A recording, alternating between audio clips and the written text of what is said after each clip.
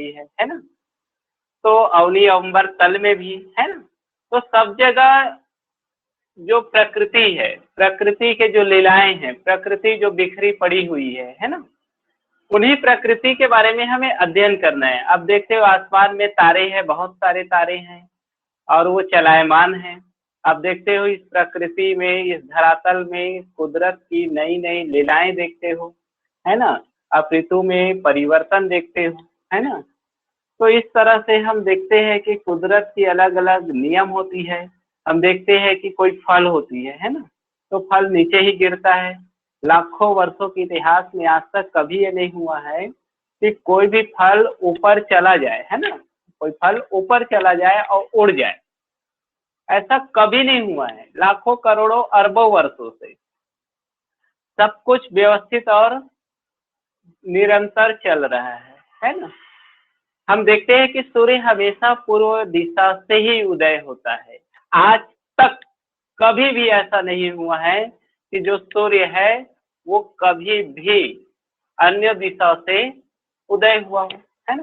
पूर्व दिशा से उदय होता है और वो सीधा कहाँ जाता है, पश्चिम में जाके सूर्यास्त हो जाता है। तो हम देखते हैं कि जब सूर्योदय होते हैं तो लालिमा की किरणें अरुण जो है आती है और धीरे धीरे स्वच्छ चांदनी बिछा देती है हमारे आंगन में। पेड़ पौधे समस्त जगत को प्रकाशवान कर देती है और जैसे जैसे धीरे धीरे वो यहाँ से चली जाती है। तो अगर हम देखते हैं कि प्रकृति और ये सब कुछ एक नियम के आधार पे होता है। लाखों करोड़ों अरबों वर्षों में कभी नहीं हुआ, ऐसा नहीं हुआ है कि सूर्य जो है धीरे से निकले, है ना, या सूर्य कभी रास्ता भटक गया हो या कभी उत्तर या दक्षिण से उदय हो, है ना। मतलब हमेशा एक नियम के तहत चलती है। एक पेड़ पौधे भी एक निश्चित समय पे ही धीरे धीरे बड़ा होता है ना।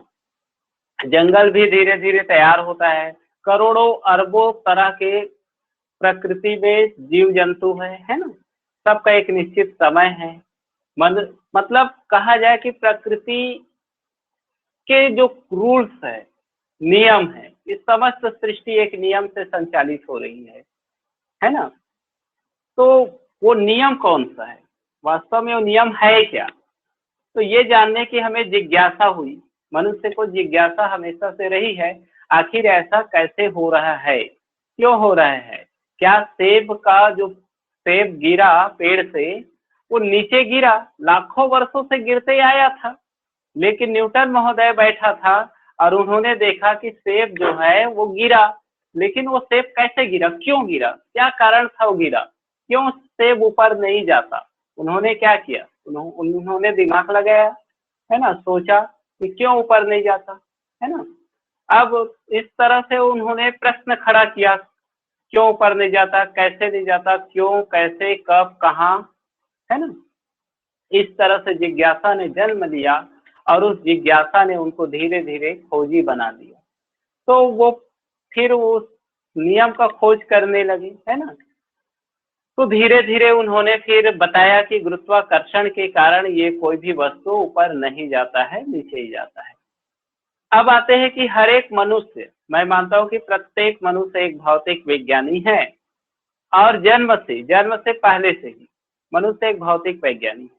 बच्चा जन्म लेता है, धीरे धीरे आसपास के वातावरण को देखता है, कुदरत के रूल्स को देखता है, धीरे धीरे इस वातावरण में वो पलता बढ़ता और खिलता है, धीरे धीरे बड़ा होते जाता है और 2-3 साल तक बच्चे के पास इस प्रकृति की बहुत सारे ज्ञान हो जाती है, बहुत सारे ज्ञान हो जाती है उनको, है ना। तो इस तरह से हम देखते हैं कि बहुत से ज्ञान अर्जित कर देते हैं। तो निश्चित रूप से कहा जाए कि उसमें ज्ञान की सागर उमड़ पड़ता है और धीरे धीरे वो एक भौतिक वैज्ञानिक बन ही चुका होता है।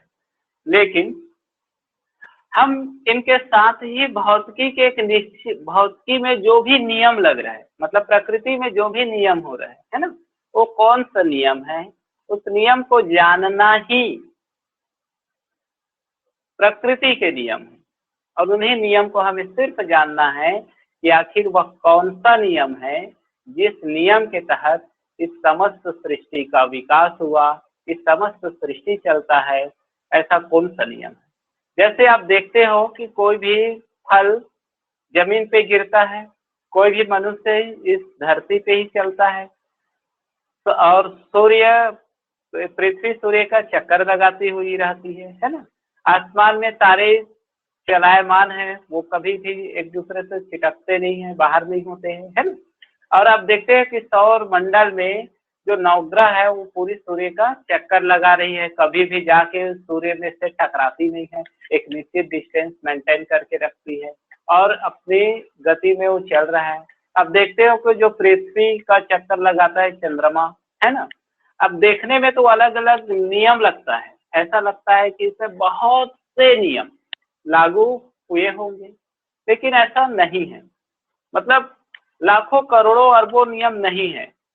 समस्त प्रकृति, समस्त विश्व, समस्त कुदरत, पूरी अखिल ब्रह्मांड बहुत ही चंद और थोड़े से नियमों में चलती है। वो नियम 20 से भी कम है, 20 से भी कम।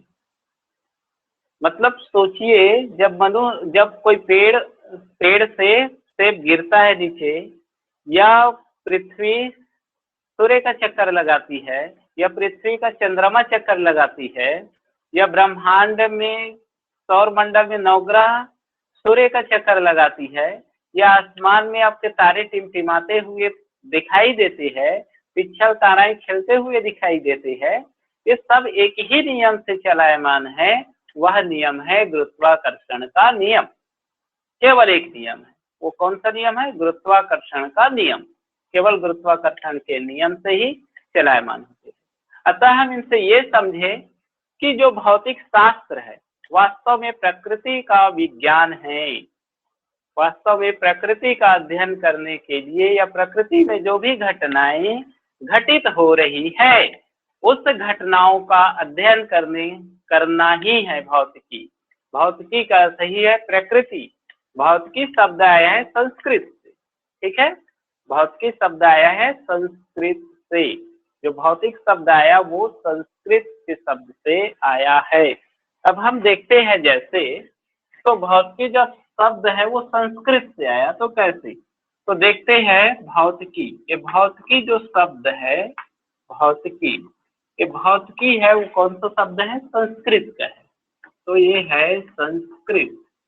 भौतिकी शब्द है संस्कृत, है ना। अब इस भौतिकी का अर्थ होता है प्रकृति। भौतिकी का अर्थ क्या होता है? प्रकृति, ठीक है। और इसी भौतिकी को फ्यूसिस भी बोलते हैं। फ्यूसिस, फ्यूसिस शब्द है यूनानी भाषा है। किस भाषा में? फ्रेंच या यूनानी भाषा, यही को फ्रेंच भाषा भी कहते हैं। फ्रेंच या यूनानी भाषा, ठीक है। फ्यूसिस, फ्यूसिस का अर्थ भी होता है प्रकृति। फ्यूसिस का भी अर्थ होता है प्रकृति। अब हम देखते हैं कि भौतिक को अंग्रेजी में क्या बोलते हैं? फिजिक्स बोलते हैं। अंग्रेजी में क्या बोलते हैं? फिजिक्स, ठीक है, फिजिक्स बोलते हैं। तो फिजिक्स में अगर हम देखते हैं तो फिजिक्स का अर्थ भी होता है प्रकृति।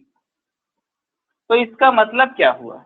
इसका मतलब यही होता है कि फिजिक्स जो है प्रकृति का ही विज्ञान है ना।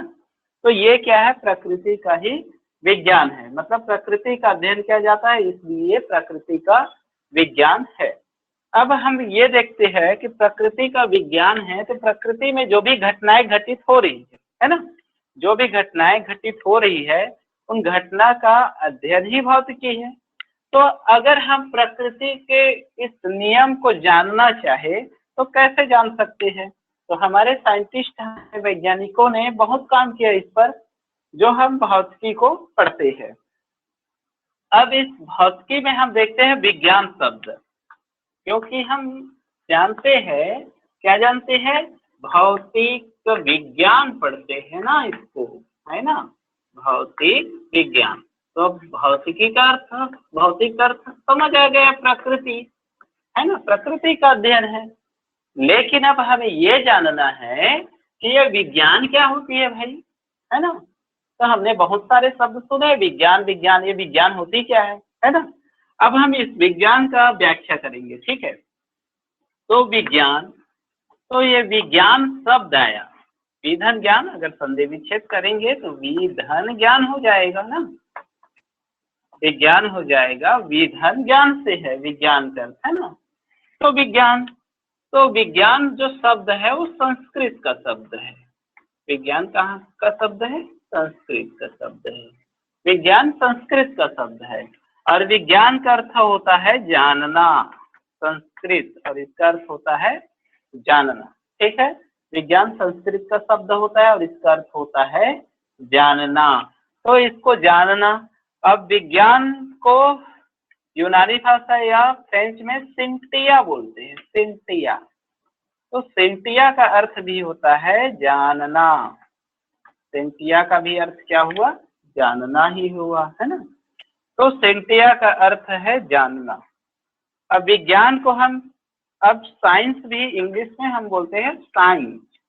साइंस का अर्थ होता है टू नो। टू नो का मतलब भी होता है जानना, मतलब साइंस में भी इसका अर्थ हुआ जानना। मतलब जानना, किसको जानना? मतलब वस्तु के बारे में जो भी जिज्ञासा हुआ उसको जानने का प्रयास करना ही है विज्ञान, है ना।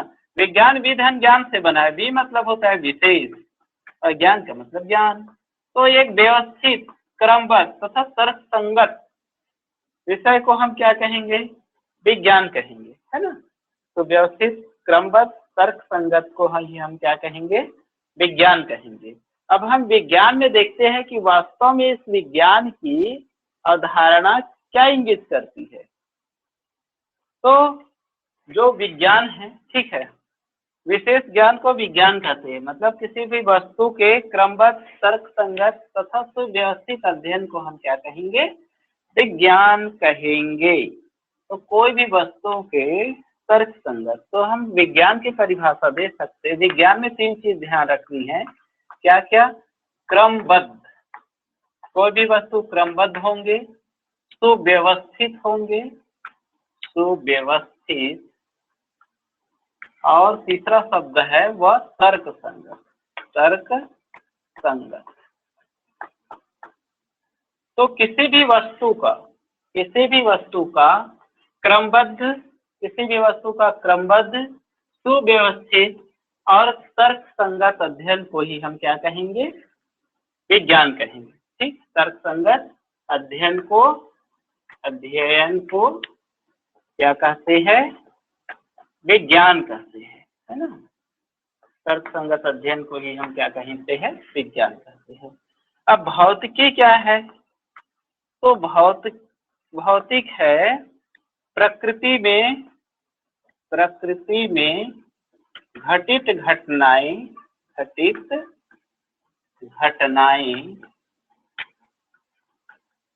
प्रकृति में जो घटित घटनाएं हैं उनका अध्ययन करना ही भौतिकी है। अध्ययन करना ही भौतिकी है। अध्ययन करना ही भौतिकी है। तो प्रकृति में जो भी घटनाएं घटित होती है उनका अध्ययन करना ही भौतिकी है। तो प्रकृति में जो भी घटनाएं घटित होती है उनका क्रमबद्ध, सुव्यवस्थित तथा तर्क संगत अध्ययन करना ही भौतिक विज्ञान है ना। तो अब समझ आ गए भौतिक और विज्ञान क्या है। तो प्रकृति में जो भी घटित घटनाएं हैं उनका क्रमबद्ध, सुव्यवस्थित तथा तर्क संगत अध्ययन करना ही भौतिक विज्ञान कहलाता है। अगर आइंस्टाइन महोदय का अगर बोला जाए, ठीक है, तो बहुत बड़ी साइंटिस्ट हुआ है आइंस्टाइन, है ना। आइंस्टाइन ने बोला है E=mc², ऊर्जा द्रव्य का सिद्धांत दिया है। ऊर्जा द्रव्यमान का सिद्धांत जो उन्होंने दिया है, इस सिद्धांत का यही बोला जाता है कि इस सिद्धांत में जो भी वस्तु है ना, जो भी वस्तु है वो E फॉर क्या है? एनर्जी, M क्या है? मास है, और C क्या है? वेवलेंथ, ठीक है, वेवलेंथ ऑफ लाइट, ठीक है, मतलब प्रकाश की चाल, वेवलेंथ ऑफ लाइट, है ना, प्रकाश की चाल, है ना। और एनर्जी क्या है? ऊर्जा, ऊर्जा। और मास मतलब द्रव्य, द्रव्य या द्रव्यमान, है ना। तो जो समस्त सृष्टि है, ठीक है, आइंस्टाइन महोदय ने बोलता है, जर्मन साइंटिस्ट आइंस्टाइन महोदय, तो वो बोलता है कि पूरी विश्व है वो ऊर्जा और द्रव्य से ही मिलकर बनी हुई है, ठीक है। समस्त सृष्टि का विकास ऊर्जा और द्रव्य को मिलाकर किया गया है, ठीक है। ऊर्जा और द्रव्य को मिलाकर ही समस्त सृष्टि का विकास किया गया है, अन्य कोई भी वस्तु नहीं है, ठीक है। तो ऊर्जा द्रव्य को मिलाकर ही समस्त सृष्टि का विकास हुआ है। तो आइंस्टाइन महोदय यही बोलते हैं कि समस्त सृष्टि में ऊर्जा और द्रव्य इसके सिवाय कुछ भी नहीं है, ठीक है। समस्त सृष्टि ऊर्जा और द्रव्य इनके सिवाय कुछ भी नहीं है। तो पूरी सृष्टि में ऊर्जा द्रव्य है। जब पूरी सृष्टि में ऊर्जा है तो हम आप भी क्या है? ऊर्जा हो गए, है ना। हम भी हो गए और आप भी हो गए, पूरी वस्तु है। समस्त सृष्टि के हर एक कण कण ऊर्जा और द्रव्य से ही बना है। मतलब कहा जाए कि पूरी सृष्टि ऊर्जामय है, पूरी सृष्टि पदार्थ ही पदार्थ है। तो पदार्थ और ऊर्जा मतलब द्रव्य ऊर्जा तथा दोनों को मिला मिलाकर बना हुआ है ना। दोनों को मिला मिलाकर बनेगा, तब इसका भौतिक विज्ञान में अगर एक दूसरा परिभाषा दे दिया जाए तो हम देखते हैं कि भौतिक विज्ञान के दूसरा परिभाषा हो जाएगा भौतिक विज्ञान का दूसरा परिभाषा हो जाएगा कि भौतिक विज्ञान भौतिकी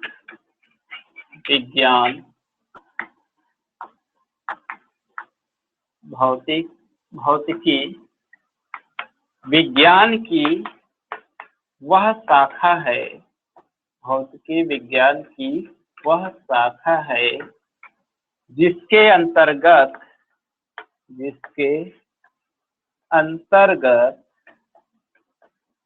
भौतिकी विज्ञान की वह शाखा है जिसके अंतर्गत ऊर्जा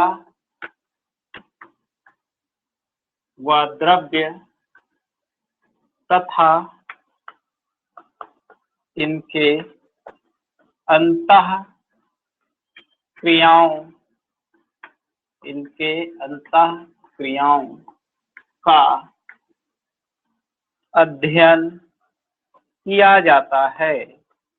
अध्ययन किया जाता है,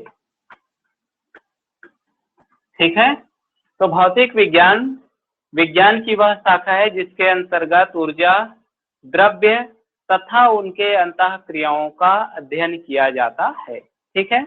ऊर्जा, द्रव्य तथा इनके अंतः क्रियाओं का अध्ययन किया जाता है, उन्हें हम क्या कहते हैं? भौतिक विज्ञान कहते हैं या भौतिकी कहा जाता है, भौतिकी कहा जाता है। तो इसमें द्रव्य, तो द्रव्य क्या है? द्रव्य भी एक ऊर्जा है, ठीक है। और द्रव्य कभी नष्ट नहीं होता बल्कि एक रूप से दूसरे रूप में ही परिवर्तित होता है। ऊर्जा को भी नष्ट नहीं किया जा सकता बल्कि एक रूप से दूसरे रूप में ही क्या होता है? प्रकट होता है, ठीक है। तो ऊर्जा और द्रव्य में हम देखते हैं कि जो भी ऊर्जा होती है ना, जो भी ऊर्जा है, ऊर्जा कभी समाप्त नहीं होती है ना। ऊर्जा एक रूप से दूसरे रूप में बदलती जाती है।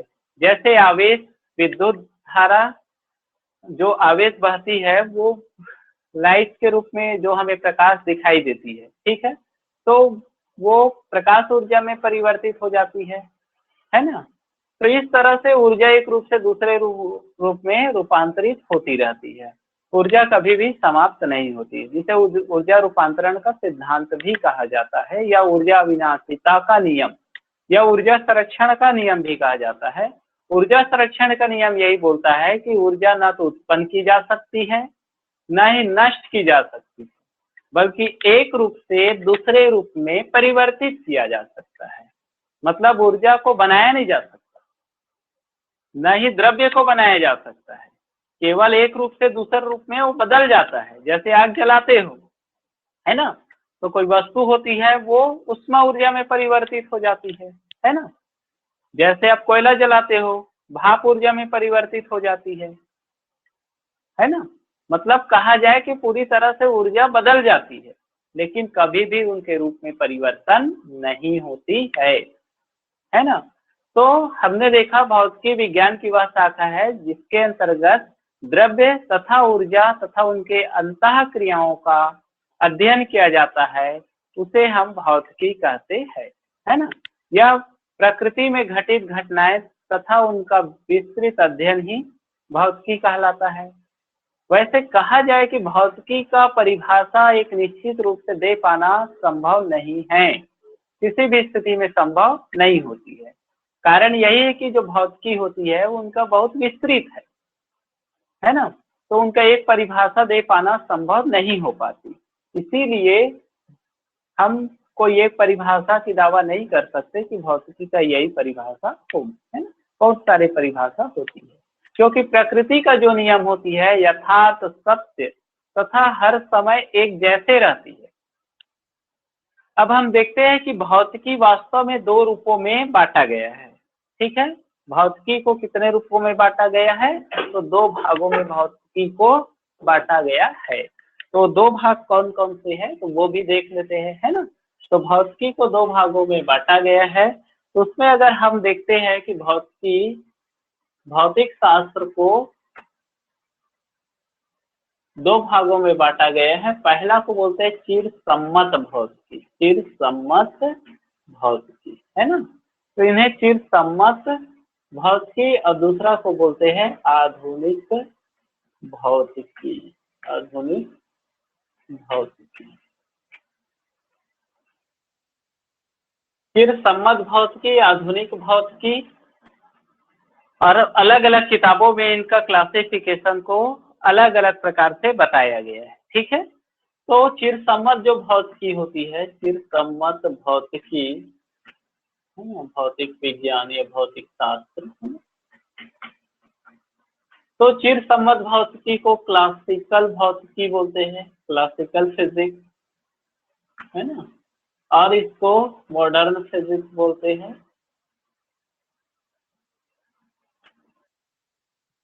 ठीक है, इनका क्लासिफिकेशन दो आधारों पर किया गया है। तो न्यूटन महोदय से किया गया है, न्यूटन महोदय ने बहुत इनका खोज किया, इसलिए आधुनिक भौतिकी नए नए रिसर्च होने लगा, ठीक है। जैसे चुंबक तो पहले से जानते थे, लेकिन उन चुंबक में और नए नए वेरिएंट जुड़ते गया।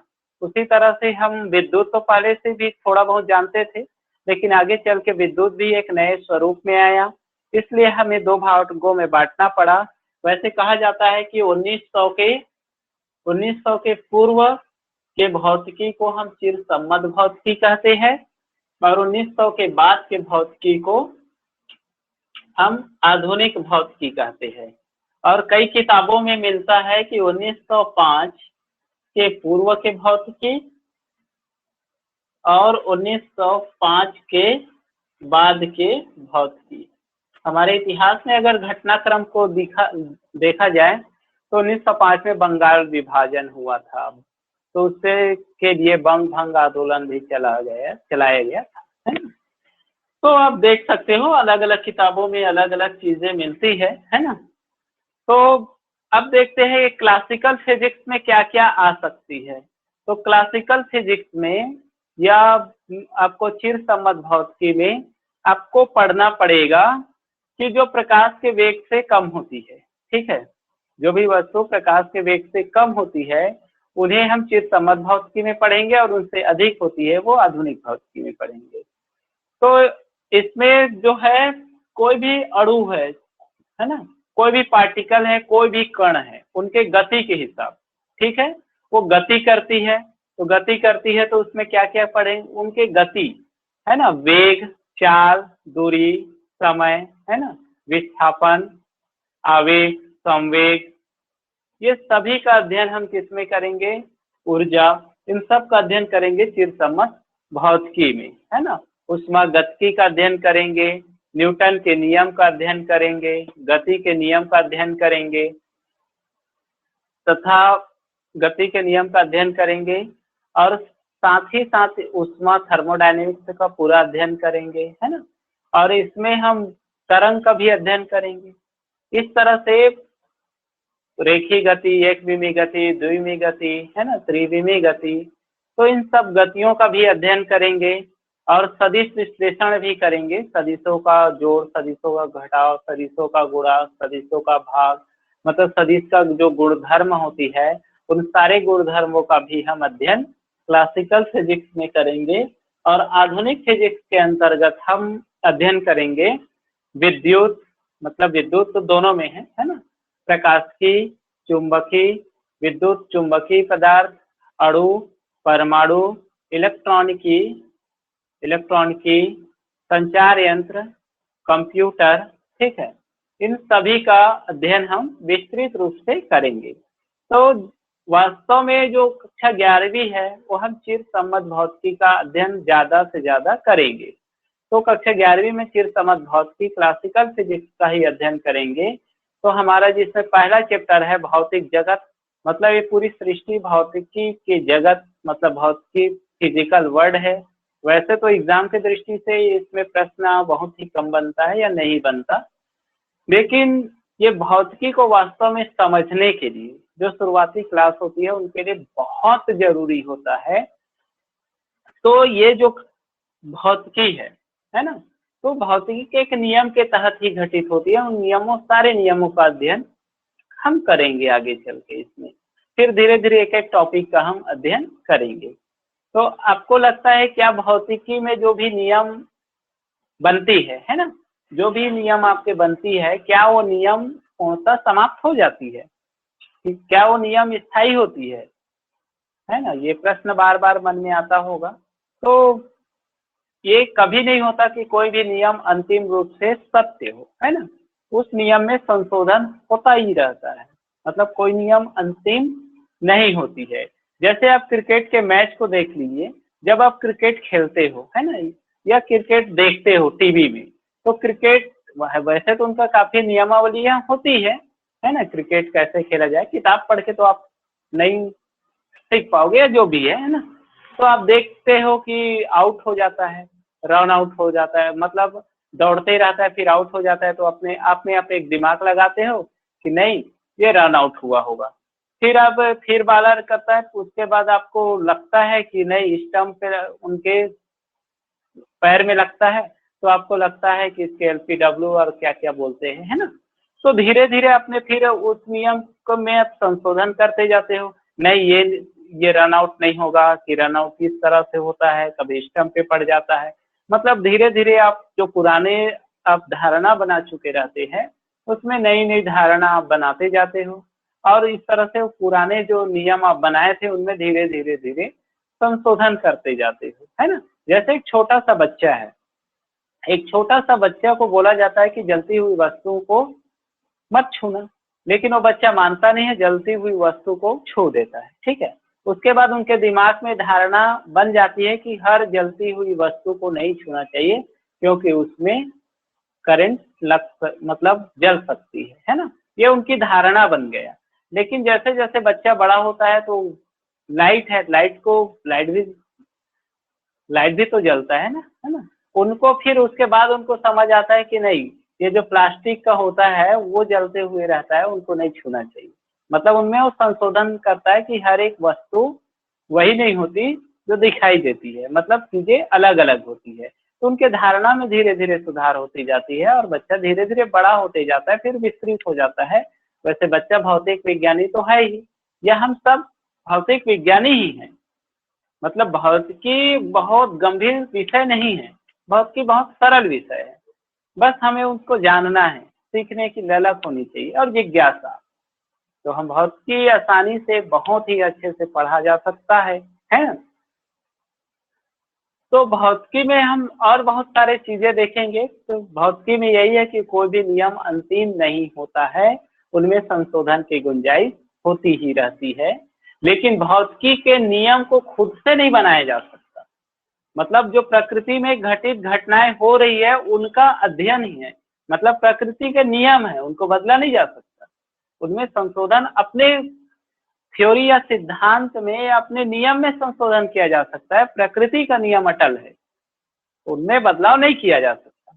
मतलब कोई भी व्यक्ति अगर कहे कि जो सेब है वो पेड़ से नीचे गिरता है, मैं उसे ऊपर उड़ा दूंगा, तो संभव नहीं है, वैसा हो ही नहीं सकता।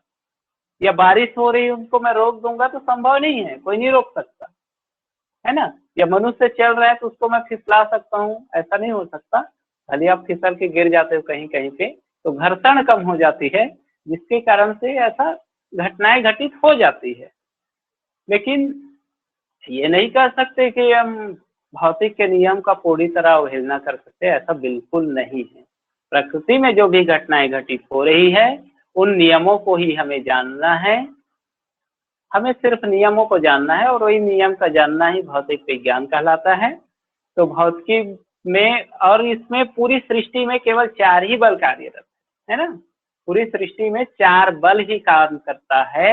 एक है विद्युत चुंबकीय बल, एक है विद्युत चुंबकीय बल, दूसरा है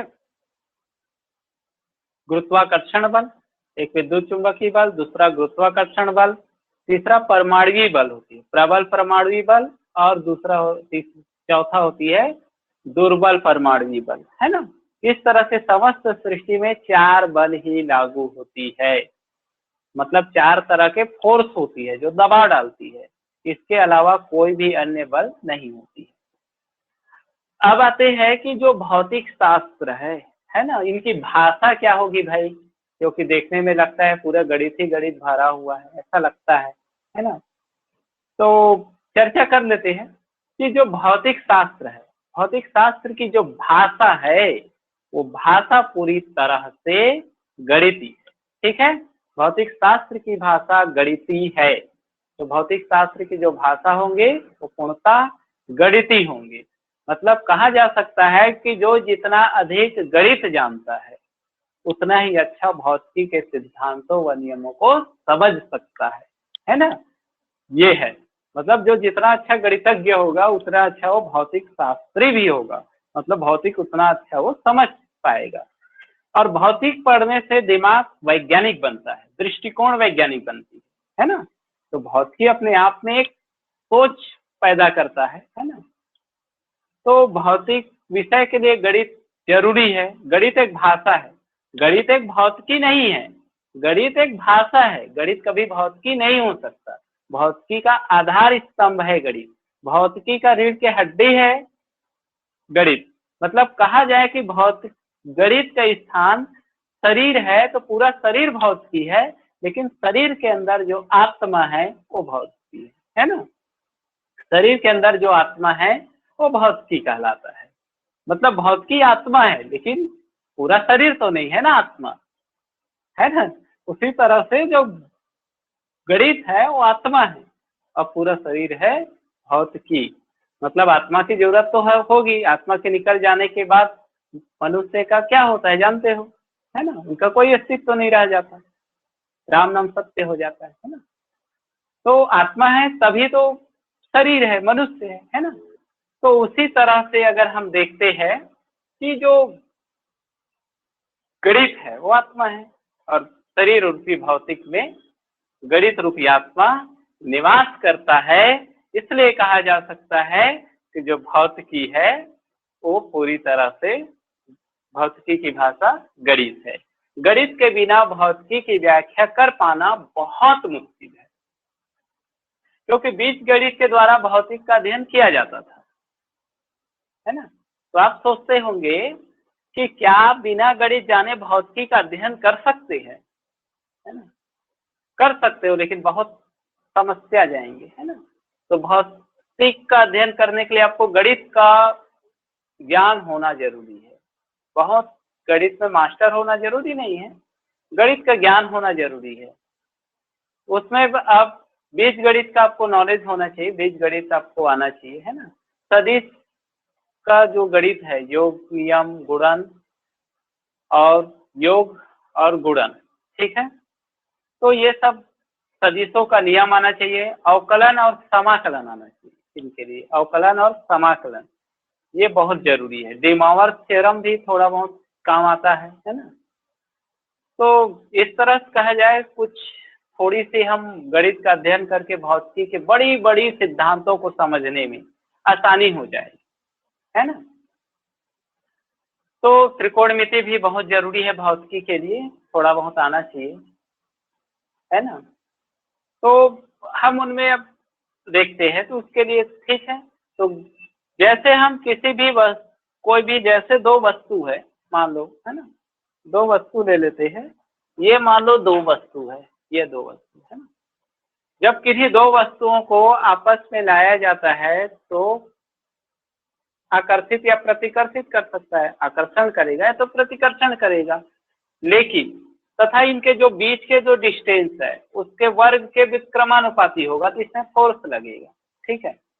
तो अगर हम इसको हिंदी में पढ़े बोले, तो जब दो वस्तुओं को आकर्षित या प्रतिकर्षित किया जाता है तथा इनके इनके जो आवेश है उनके गुणनफल की या इनके द्रव्यमान है उनके गुणनफल के अनुक्रमानुपाती तथा इनके बीच के दूरी के वर्ग के व्युत्क्रमानुपाती होती है। अब सोचिए, इतना बड़ा थ्योरी हम कैसे याद रखेंगे, है ना। तो हम एक छोटी सी गणित का उपयोग करके पूरी इन चीजों को हम समझा जा सकता है। मतलब गुरुत्वाकर्षण को समझना है तो हम करते हैं F=g m11 m12 by r²। सोचो, इतनी छोटी है, ठीक है। जहाँ g क्या है, गुरुत्वीय नियतांक है, ये जो g है वो गुरुत्वीय नियतांक है, ठीक है। और m11 m12 द्रव्यमान है और r दूरी है। कहाँ का दूरी है, ये पिंड का m11 और ये m12, इन पिंडों के बीच की दूरी है ना। और बीच है ये क्या, r है, ठीक है। तो अगर हम देखते हैं इनमें, है ना, तो सोचिए, अब इन पूरे को हम अगर थ्योरी रूप में पढ़े तो बहुत कठिन हो जाएगा, लेकिन गणितीय रूप में बहुत आसान है। अगर कहीं का फोर्स कितना लग रहा है, यहाँ से आप अंतरिक्ष की दूरी तुरंत निकाल सकते हो, F=g m11 m12 by r² का मान रखो, कहीं का भी दूरी आप आसानी से निकाल सकते हो। ग्रेविटेशनल फोर्स कितना लगता है वो भी आप निकाल सकते हो। तो कहा जाए कि गुरुत्वाकर्षण ने हमारे जीवन को बहुत आसान बना दिया है, क्योंकि गुरुत्वाकर्षण के कारण ही हम चल फिर पाते हैं। अब सोचते होंगे कि भौतिकी का योगदान कहाँ कहाँ है। मैं तो यही बोलता हूँ कि भौतिक विज्ञान का इस उपयोग कहाँ नहीं है, ये बताइए। भौतिक विज्ञान क्या नहीं है, ये बताइए। आप बोलोगे चिकित्सा में नहीं है, तो चिकित्सा में आप देखते हो जितने भी हॉस्पिटल्स देखे होंगे वहाँ सब में टेलीफोन तो लगी ही रहती है ना। और जितने भी टेस्टिंग का जितने भी उपकरण है ना, जो टेस्ट करते हैं वो सभी उपकरण, यहाँ तक सोनोग्राफी ले लो, है ना, एक्सरे ले लो, इंडोस्कोपी ले लो, मतलब जो भी आसपास देखते हो, है ना, आग लगने के लिए जो फायर लगा रहा था वो ले लो, मतलब जो भी ले लो। अब जाना हॉस्पिटल और पूरी चीजों को देखना, एक भी आपको ऐसा नहीं मिलेगा जो भौतिकी से नहीं, भौतिकी का योगदान ना हो। अरे दूर मत जाइए, भौतिकी और प्रौद्योगिकी का योगदान का है वहां देखिए। जैसे टूटी हुई हड्डी का पता लगाने के लिए एक्स किरणों का उपयोग किया जाता है ना। एक्सरे से आप आसानी से पता लगा सकते हो, है ना। इंडोस्कोपी किया जाता है ना। तो आप बहुत से जगहों में देख सकते हो कि भौतिकी का योगदान कितना बड़ा है, हम अपने जीवन में देख सकते हैं, है ना। ये बोर्ड भी बना है भौतिकी के नियमों से। मैं आपसे बोल पा रहा हूँ ईयरफोन के या मोबाइल, है ना, या आप मुझसे जुड़े हो या हम एक दूसरे को देख पा रहे हैं, इनका वजह क्या है, इनका वजह है भौतिकी। हमारे सुख सुविधाओं की सभी जरूरी चीजों को देने वाले भी है भौतिकी, क्योंकि भौतिक के नियमों से ही नए नए मनुष्य के सुख सुविधाओं के लिए जो उपकरण तैयार किया जाता है उन उपकरण को ही बोलते हैं प्रौद्योगिकी, टेक्नोलॉजी। तो सब भौतिक के नियम से ही बने हैं भाई। पंखा ले लो, कूलर ले लो, फ्रिज ले लो, है ना। अब जो भी उपकरण है, होम थिएटर, इंटरनेट, टीवी, सारा चीज भौतिक के नियम से ही बनाया गया है। भौतिकी और समाज में देखो तो समाज के जो दृष्टिकोण आज बदल चुकी है, समाज में नित नए परिवर्तन आ रहे हैं, ये सबका वजह भी है टेक्नोलॉजी या भौतिकी ही है।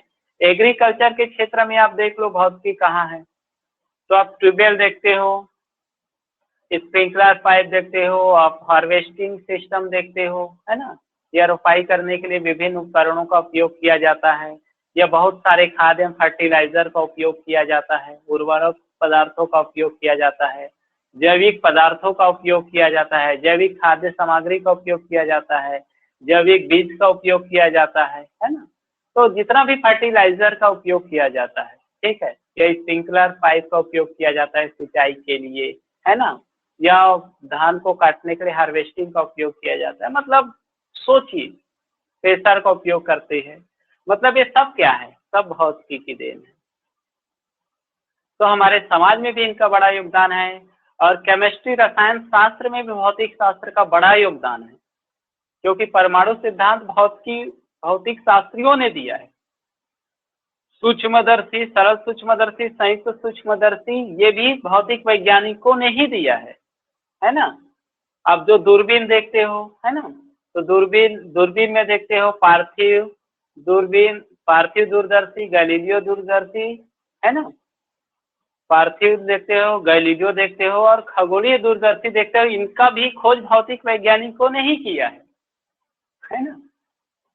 तो अब जितना भी देखोगे रेडियो एक्टिव वगैरह का आविष्कार किया, सब भौतिक वैज्ञानिक ही थे। मतलब रसायन शास्त्र में भौतिक का योगदान बहुत बड़ी है। अब भौतिक के सिद्धांत को आप ऊष्मागतिकी देख लो, पूरा रसायन शास्त्र में उपयोग किया जाता है ना। ऊष्मागतिकी का नियम है, जूल का नियम है, फैराडे का नियम है ना। कंप्यूटर का उपयोग किया जाता है ना, या वस्तुओं को मिलाने में किया जाता है। मतलब कहा जाए कि रसायन शास्त्र में भौतिकी का योगदान कम नहीं है ना। तो भौतिक शास्त्र के योगदान बहुत है, बहुत विस्तृत है ना। भौतिक विज्ञानी, भारत में भी कई भौतिक वैज्ञानिक हुए हैं, है ना, तो उनको भी आप याद रख लीजिएगा, है ना। सर जगदीश चंद्र मेघनाथ साहा है, जगदीश चंद्र बोस है ना, डॉक्टर सीवी रामन है। तो ऐसे बहुत बड़ी बड़ी भौतिक शास्त्री भारत में भी हुए हैं, है ना। तो कहा जाए कि निश्चित रूप से भौतिक शास्त्र एक बहुत अच्छे विषय है ना, क्योंकि भौतिक शास्त्र जितनी मोटी किताब दिखाई देती है वो तो है, लेकिन अगर हम उनके भाषाओं को समझे, अगर उनके अंदर जाए, तो हमें ऐसा लगेगा कि हम आसपास के वातावरण को ही तो पढ़ रहे हैं। यही तो भौतिक विज्ञान है ना। तो आगे बहुत मजा आने वाले हैं। आज हमने पूरा फर्स्ट चैप्टर को, भौतिक जगत, उनको पूरा कवर किया, मतलब हम इनके बारे में जाने। अब अगली क्लास से हम दूसरा चैप्टर है, अध्याय 2 है, मापन एवं मात्रक पढ़ेंगे। तो इन सब पार्ट का अच्छे से एक बार और पढ़ लीजिएगा, इनमें क्या है कैसे है ना। और कोई डाउट होगा तो आप बताइए, किसी का कोई डाउट है तो आप अनम्यूट करके बता सकते हो।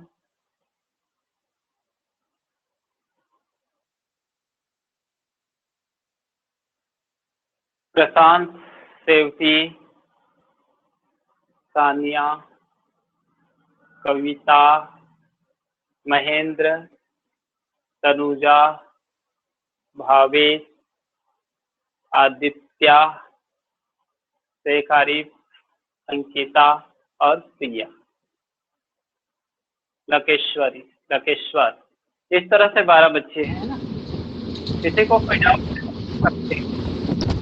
नहीं सर, कोई डाउट नहीं है। कोई डाउट नहीं। और कोई जिन्हें कोई डाउट होगा तो बिल्कुल पूछ सकते हो, बिल्कुल पूछ सकते हो। सर क्वांटम फिजिक्स क्या होता है? क्वांटम फिजिक्स जो प्रकाश का जो अध्ययन करते हैं ना, वो क्वांटम फिजिक्स है, उनके बारे में बताएंगे, है ना, क्योंकि उसका ऑप्टिक्स जो चैप्टर पढ़ोगे ना 12th में, ठीक है। Yes sir. तो समझ आएंगे और बाद में उनके बारे में और डिटेल बता देंगे। ठीक है, क्वांटम फिजिक्स बहुत डेवलप हो गया है।